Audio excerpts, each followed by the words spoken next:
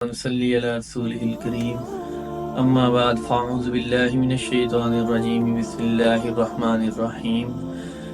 کل ہم نے استغفار کے بارے میں ایک حصہ پڑھا تھا، آج ہم دوسرے حصے کے بارے میں آپ کو بتائیں گے کہ مرنے والوں کے لیے سب سے بہترین تحفہ استغفار ہے۔ حضرت عبداللہ بن عباس رضی اللہ تعالیٰ عنہ فرماتے ہیں کہ آپ صلی اللہ علیہ وسلم نے ارشاد فرمایا، قبر میں مدفون جو مردہ ہوتا ہے اس کی مثال اسی شخص کی سی ہے جو دریا میں ڈوب رہا ہو اور مدد کے لیے چیخ و پکار رہا ہو۔ بیچارہ انتظار کرتا ہے کہ ماں باپ، بہن بھائی یا کسی دوست آشنا کی طرف سے کسی دعائے مغفرت کا تحفہ پہنچے۔ جب کسی طرف سے دعا پہنچتی ہے تو اس دنیا مافیا سے زیادہ محبوب ہوتا ہے۔ دنیا میں رہنے بسنے والوں کی دعاؤں کی وجہ سے یہ قبر کے مردے کو اتنا عظیم ثواب اور اجر ملتا ہے کہ جس کی مثال پہاڑوں سے دی جاتی ہے کہ اور مردوں کے لیے زندوں کا ہدیہ۔ دوسری حدیث کے اندر حضرت ابو ہریرہ رضی اللہ تعالیٰ عنہ سے روایت ہے کہ رسول اللہ صلی اللہ علیہ وسلم نے فرمایا کہ اللہ تعالیٰ کی طرف سے جنت میں کسی مرد اور صالحہ کا ایک دم سے درجہ بلند کر دیا جاتا ہے۔ تو پوچھتا ہے، اے پروردگار، میرے درجے اور ترقی میں کیسے اضافہ ہوا اور کس وجہ سے ہوا؟ جواب ملتا ہے کہ تیرے واسطے تیرے فلاں اولاد کی دعا مغفرت کی وجہ سے تمہارا درجہ بلند کر دیا گیا۔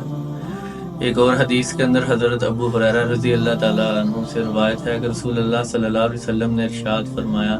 کہ جو بندہ مومن یا مومنات میں سے کوئی بھی ہر روز 25 یا 27 مرتبہ اللہ تعالیٰ سے معافی و مغفرت کی دعا کرے، اللہ تعالیٰ کے مقبول بندوں میں سے ہو جائے گا، جن کی دعائیں قبول ہوتی ہیں اور جن کی برکت سے دنیا کو رزق ملتا ہے۔ اللہم اغفر للمؤمنین والمؤمنات والمسلمین والمسلمات الاحیاء منہم والاموات۔ سید الاستغفار کے عنصر